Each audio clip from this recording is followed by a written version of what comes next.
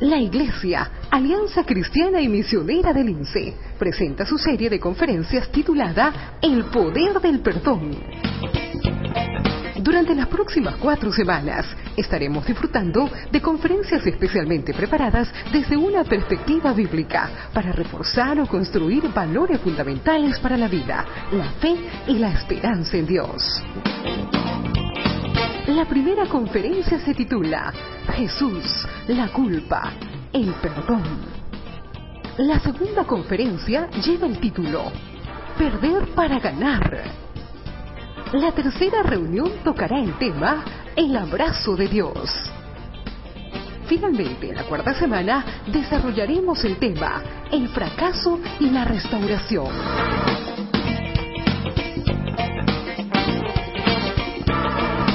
Que Dios les bendiga. Quiero darle la bienvenida a esta serie de conferencias que tiene como objetivo reforzar o construir los valores fundamentales para la vida. Estos valores son necesarios para la vida personal, la vida familiar, son necesarios para podernos enfrentar a las distintas demandas duras que trae el diario vivir.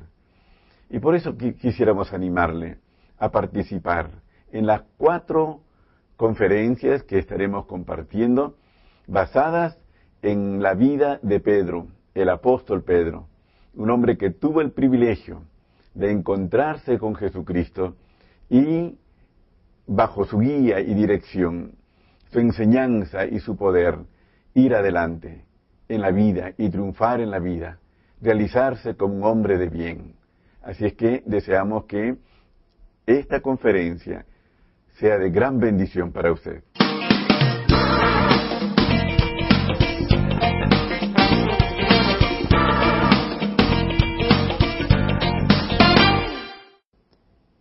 ¿Cómo están?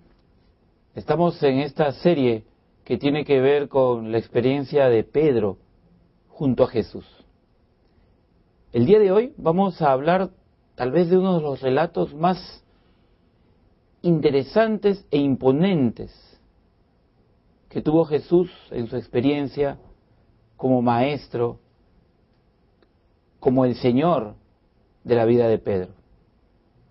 Para eso, yo les invito a abrir sus Biblias en Lucas capítulo 15 y vamos a estar leyendo desde el verso 11 hasta el final. Es lo que algunos conocen de manera famosa como el hijo pródigo.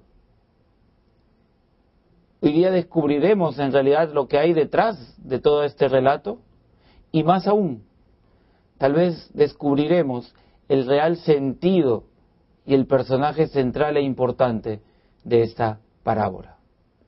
Acompáñenme en la lectura. También dijo: Un hombre tenía 2 hijos, y el menor de ellos dijo a su padre: Padre, dame la parte de los bienes que me corresponde. Y les repartió los bienes. No muchos días después, juntándolo todo, el hijo menor se fue lejos a una provincia apartada, y allí desperdició sus bienes viviendo perdidamente. Y cuando todo lo hubo malgastado, vino una gran hambre en aquella provincia y comenzó a faltarle. Y fue y se arrimó a uno de los ciudadanos de aquella tierra, el cual le envió a su hacienda para que apacentase cerdos. Y deseaba llenar su vientre de las algarrobas que comían los cerdos, pero nadie le daba. Y volviendo en sí dijo: ¿Cuántos jornaleros en casa de mi padre tienen abundancia de pan, y yo aquí perezco de hambre? Me levantaré e iré a mi padre, y le diré: Padre, he pecado contra el cielo y contra ti. Ya no soy digno de ser llamado tu hijo. Hazme como a uno de tus jornaleros. Y levantándose, vino a su padre. Y cuando aún estaba lejos, lo vio su padre, y fue movido a misericordia, y corrió, y se echó sobre su cuello, y le besó. Y el hijo le dijo: Padre, he pecado contra el cielo y contra ti, y ya no soy digno de ser llamado tu hijo. Pero el padre dijo a sus siervos: Sacad el mejor vestido y vestidle, y poned un anillo en su mano y calzado en sus pies. Y traed el becerro gordo y matadlo, y comamos y hagamos fiesta, porque este mi hijo muerto era y ha revivido, se había perdido y es hallado. Y comenzaron a regocijarse. Y su hijo mayor estaba en el campo, y cuando vino y llegó cerca de la casa, oyó la música y las danzas, y llamando a uno de los criados, le preguntó qué era aquello. Él le dijo: Tu hermano ha venido, y tu padre ha hecho matar el becerro gordo por haberle recibido bueno y sano. Entonces se enojó, y no quería entrar. Salió por tanto su padre, y le rogaba que entrase.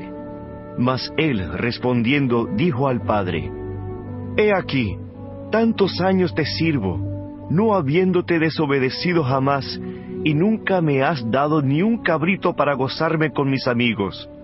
Pero cuando vino este tu hijo, que ha consumido tus bienes con rameras, has hecho matar para él el becerro gordo. Él entonces le dijo: Hijo, tú siempre estás conmigo, y todas mis cosas son tuyas. Mas era necesario hacer fiesta y regocijarnos, porque este tu hermano era muerto, y ha revivido. Se había perdido, y es hallado.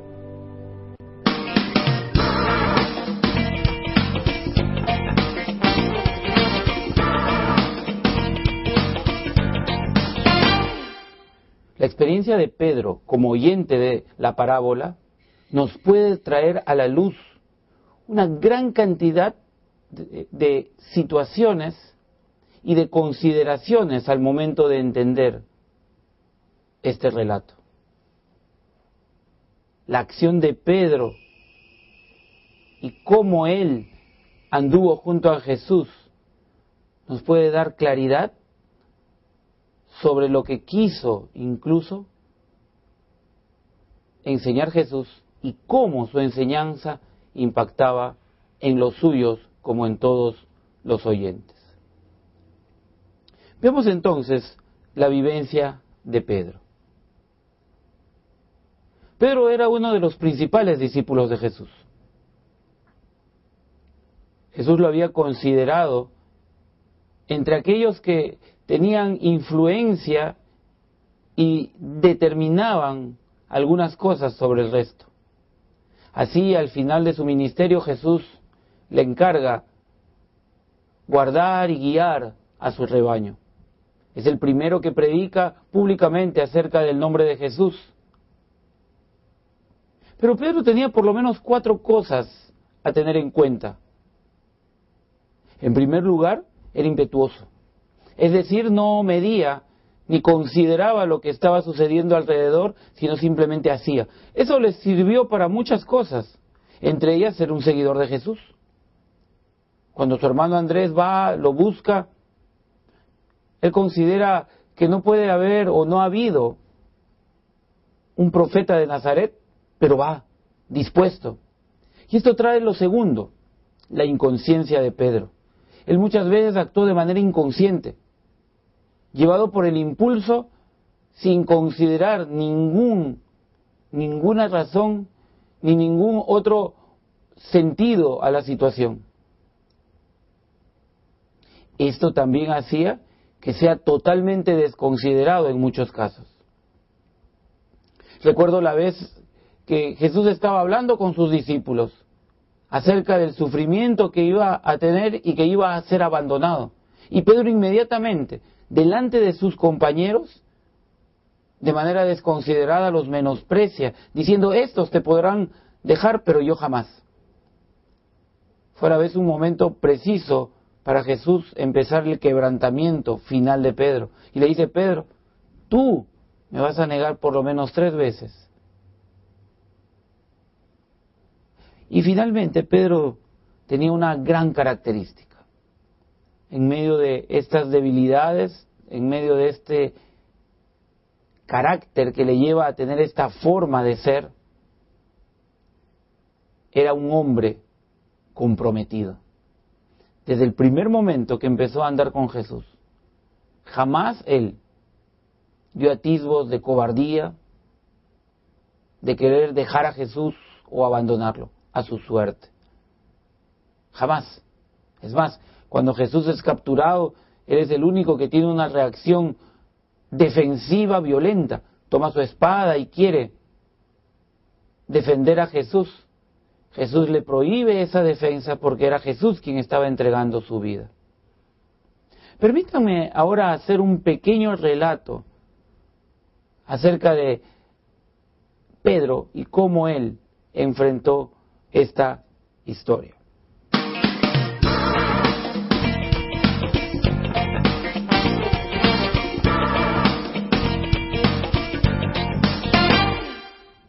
Como en muchas ocasiones, Jesús comenzó a enseñar. Comenzó a dar sus relatos que comúnmente hacía para que la gente pueda entender. En esta ocasión, él empezó a hablar acerca de su reino a través de las parábolas. Como siempre, y a diferencia de los fariseos, Jesús no enseñaba buscando mostrar erudición, sino enseñaba tratando que la gente comprendiera y entendiera la cercanía de Dios y la verdad del Evangelio. Los fariseos buscaban enseñar siempre para mostrar cuánto sabían. Y desde jóvenes nos tenían cansados con el hecho de memorizar las Escrituras. ¿Y saben? Lo único que les importaba era eso, que sepamos las Escrituras. Pero Jesús tenía una manera maravillosa de enseñar.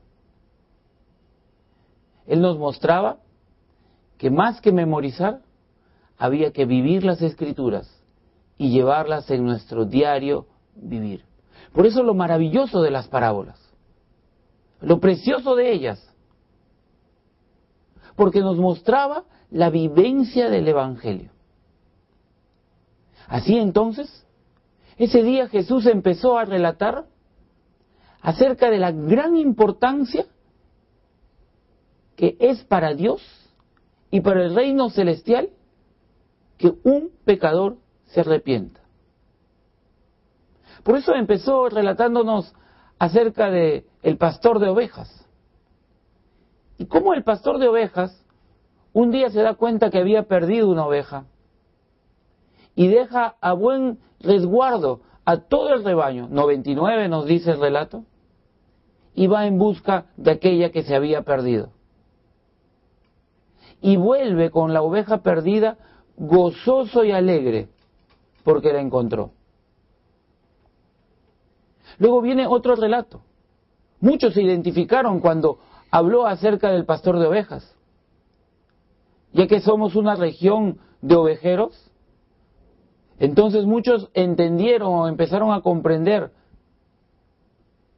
lo importante que es para Dios que quienes se han olvidado de Él vuelvan a su reino.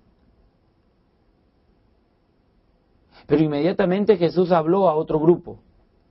Aquellos que de repente viven en la ciudad, logran ganar dinero y empiezan a ahorrar.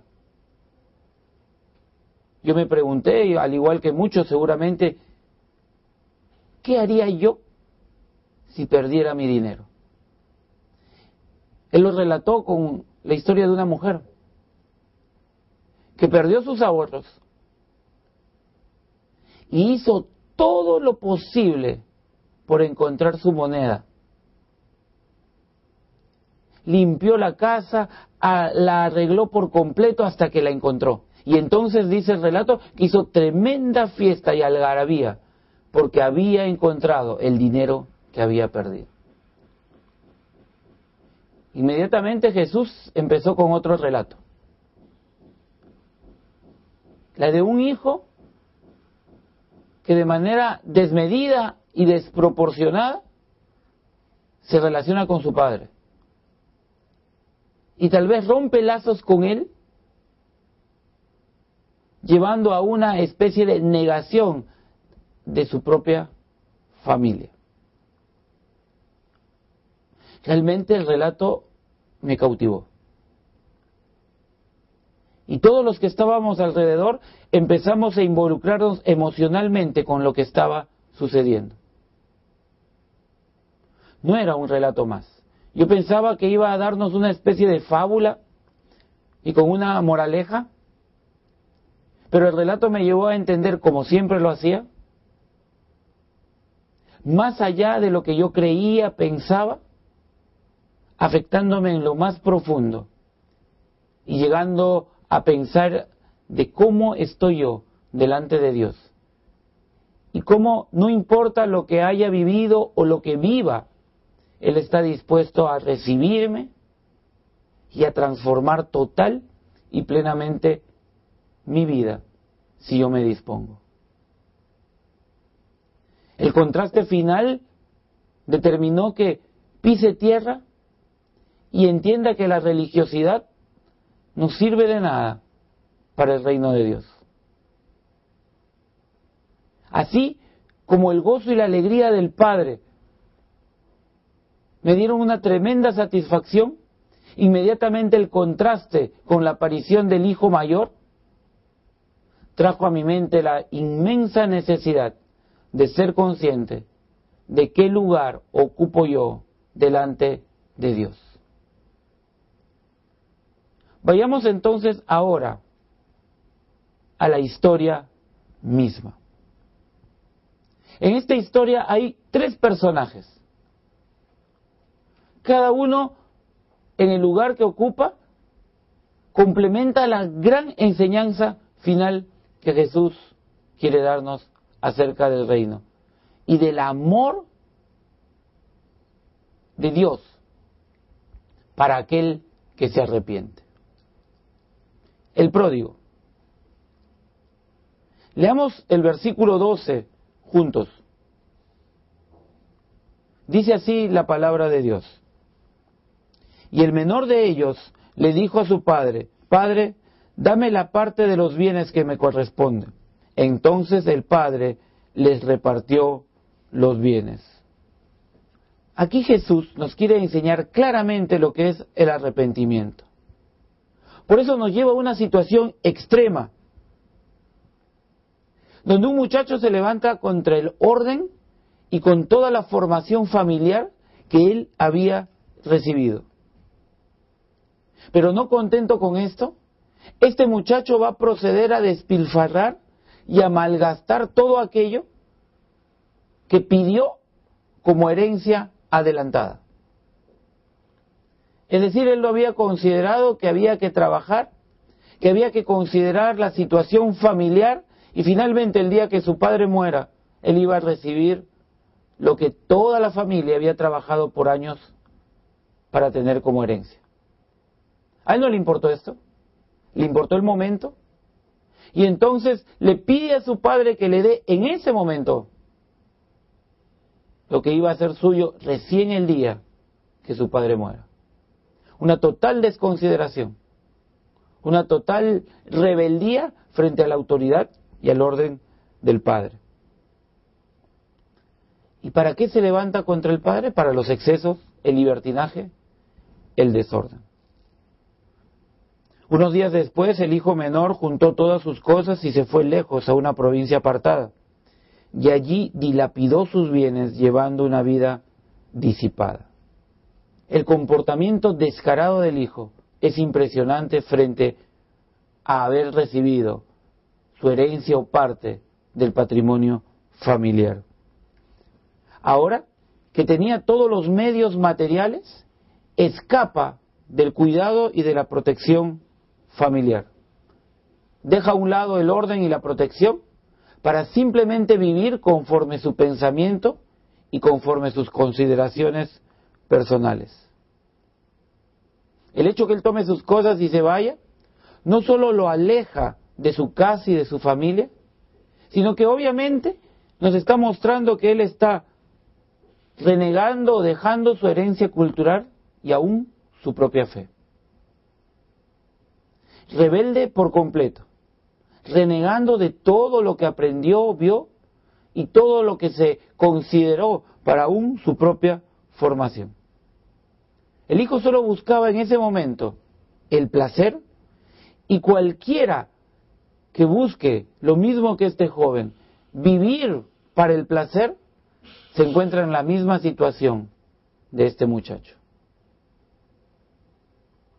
Pero no todo queda ahí. Vayamos ahora al verso 17. Dice lo siguiente: finalmente recapacitó y dijo: ¿cuántos jornaleros de la casa de mi padre tienen pan en abundancia y yo aquí me estoy muriendo de hambre? La vida de placer le había llevado a todo tipo de excesos, incluso al punto de no entender ni darse cuenta que el placer por sí lo único que hace es gastar. Fundamentalmente nuestra vida, pero gasta todo lo material que nos rodea si no estamos atentos a la necesidad de tener un equilibrio. El joven se olvidó de esto. Y aunque él había renunciado a su formación, obviamente vivía según su formación. Cuidado y protegido, él en la casa de su padre podía hacer lo que quisiese. Y siempre tenía una casa, una comida, un trabajo.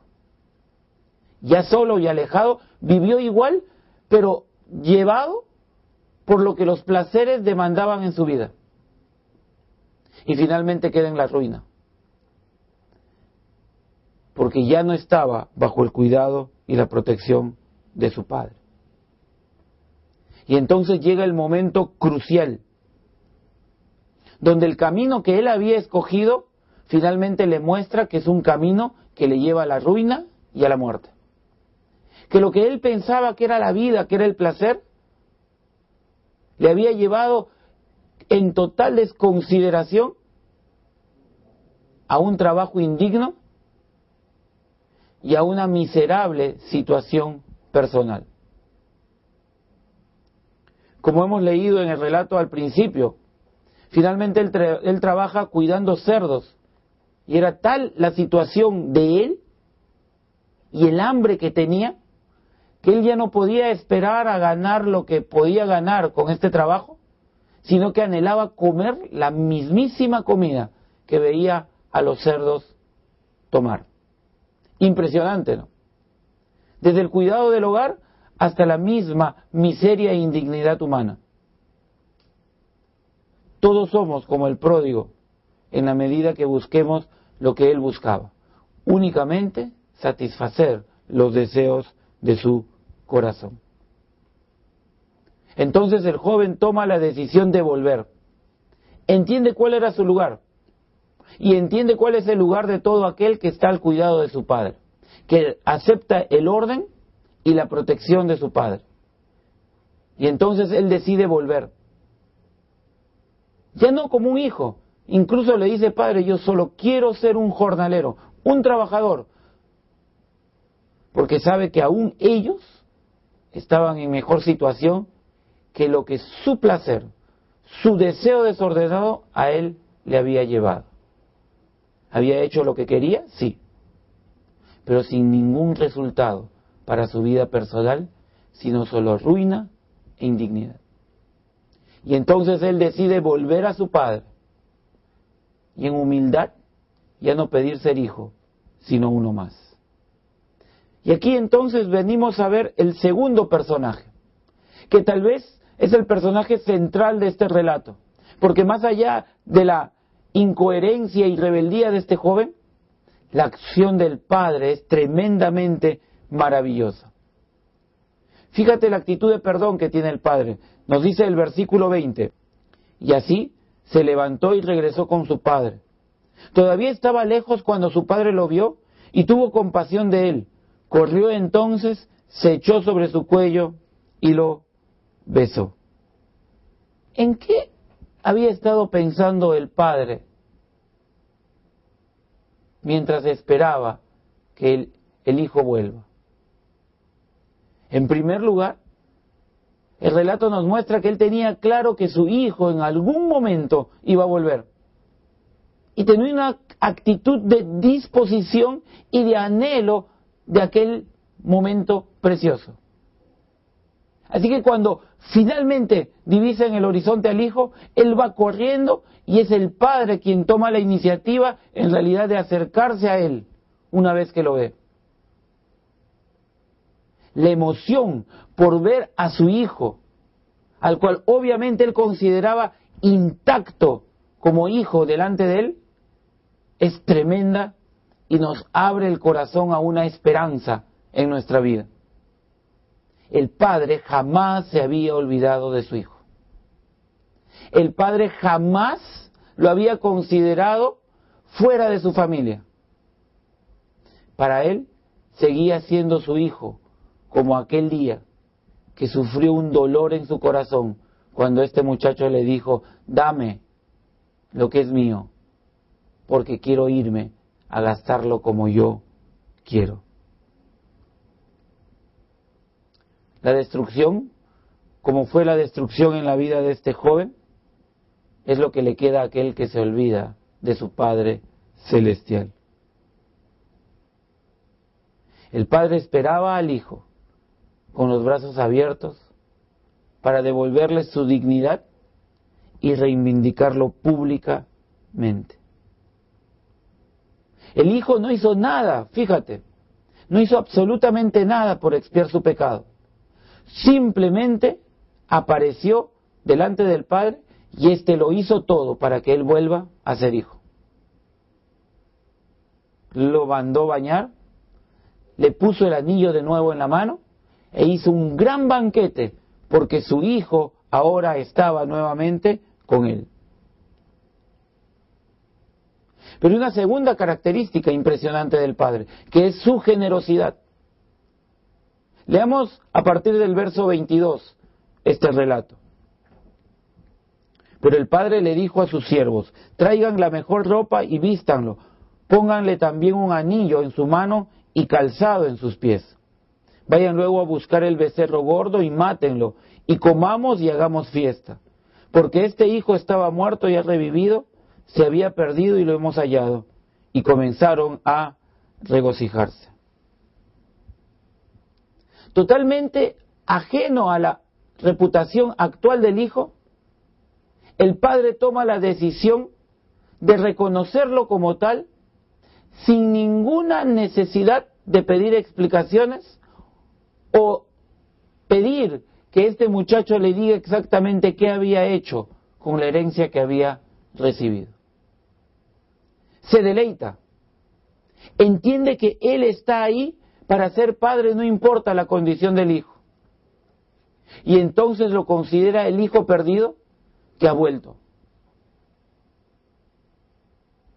El hijo que en realidad, diría yo, nunca se fue para el padre, sino que estaba ahí esperando el momento para él nuevamente manifestar que él es el padre, no importa quién sea el hijo.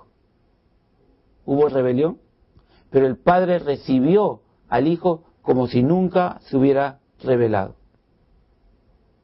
Lo recibe tal cual él era, su hijo. El hijo que vuelve al orden y a la protección familiar. Qué precioso relato acerca de lo que Dios quiere con nosotros. Como el pródigo, buscamos placeres. Buscamos la satisfacción,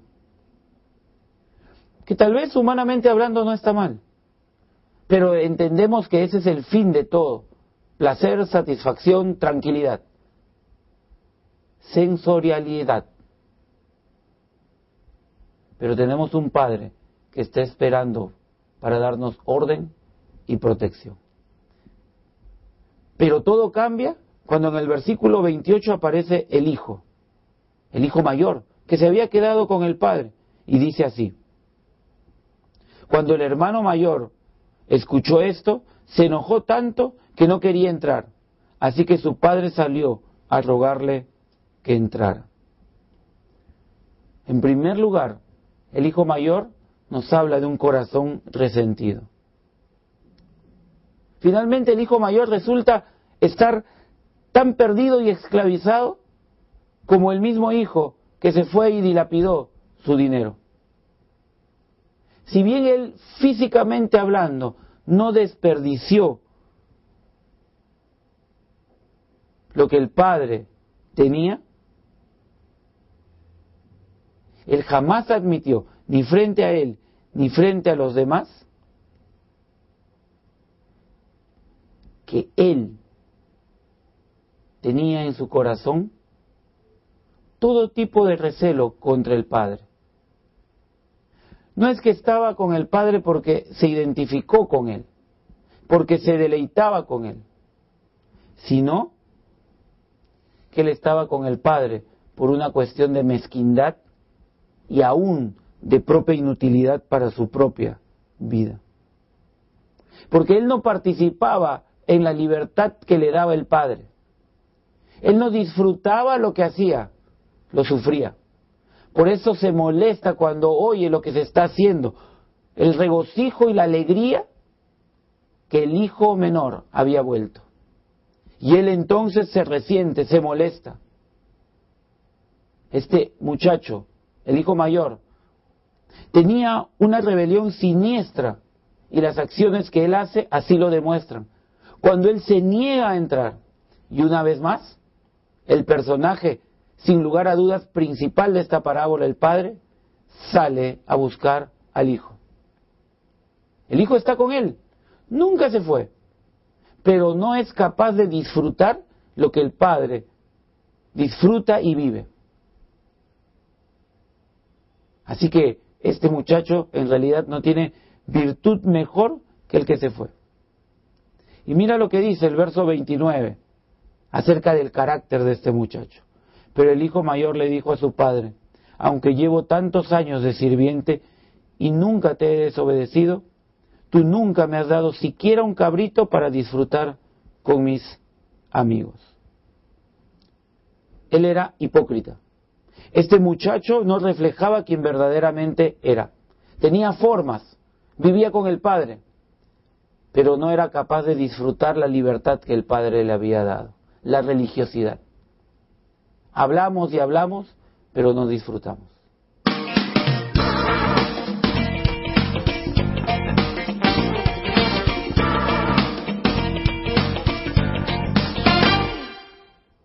Dios vino para darnos libertad. Tenemos que entender que todos en realidad somos pródigos, buscando lo nuestro y queriendo vivir como nos dé la gana. Algunos de repente se han vestido de moralidad o de religiosidad y dicen: nadie me considera a pesar de lo bueno que soy. El deleite de Dios está en perdonar al pecador. Acepta tu pecado, que te has olvidado de Dios, y vuelve a tu Padre, que con los brazos abiertos te va a recibir. O en todo caso, dale una nefasta respuesta a Dios, como lo hizo el hijo mayor, que dijo que nunca se había ido y nunca habían hecho nada por él. Puede parecer esta parte cierta, pero es un grave error del joven, porque él siempre estuvo con su padre y siempre pudo haber disfrutado todo lo que su padre le había dado, pero no fue capaz, porque nunca se identificó con su padre, con el corazón y la generosidad de su padre. ¿Qué respuesta le vas a dar a Dios? ¿Te vas a humillar delante de Él y le vas a pedir perdón y dejar que Él te reciba? ¿O vas a endurecer tu corazón como el hijo mayor y le vas a dar la espalda a Dios? Y no importa que Él te esté buscando y te diga: ven, disfruta, te molestes por cualquier consideración personal, superficial finalmente, que te hace pensar que eres mejor. Vamos a orar. Padre Dios, te quiero dar gracias por tu palabra.